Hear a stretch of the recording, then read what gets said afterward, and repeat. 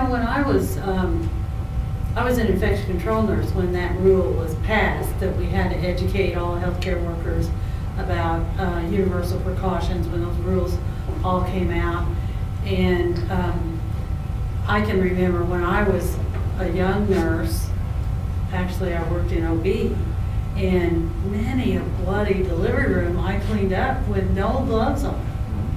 And I can remember a young nurse that started a few years after me that always wore gloves, never wanted to get her hands dirty. And the feeling was among her colleagues, well, she's afraid to get her hands dirty, she's not going to last in this job.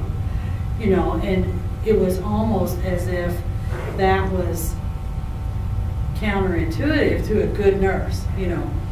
And then when the universal precaution rule came out, I did education for all of our employees. I went into schools, I went into factories, and, you know, any place that would have me to talk about not only universal precautions, but the various bloodborne diseases, the hepatitises and HIV, and how they're transmitted and things like that. And one thing that struck me, it was really interesting to me, is the power of touch, skin-to-skin touch. Because in the nursery, newborn babies are supposed to be handled with gloves until they've had their first bath, because all that gunk they have on them can transmit the disease. Those nursery nurses felt like that was a horrible thing to think about, having to put gloves on and not handle this little baby, you know.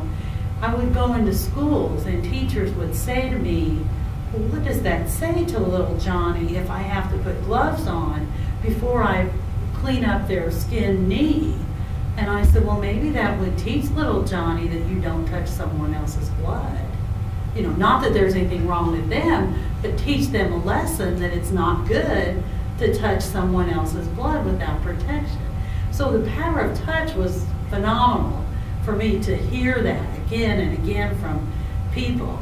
Today, you can't get by with not wearing gloves and, you know, taking all the precautions. You know, though a bad nurse, when I started, was afraid to get her hands dirty. Today, you're a bad nurse if you don't take precautions. So they're in the healthcare community, even though some people are a little bit lax in what they do sometimes and take a shortcut and maybe don't always do exactly the way they should.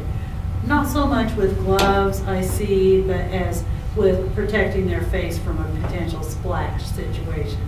I think people are a little bit more lax in that than they are with glove use. But it's a complete turnaround in attitude, a complete turnaround. And I don't hear really among healthcare workers the stigma that we heard in the early days. It was terrible in the early days, you know, the fear of the unknown that people had at that time. And I don't hear any of that. People have an understanding today of bloodborne diseases.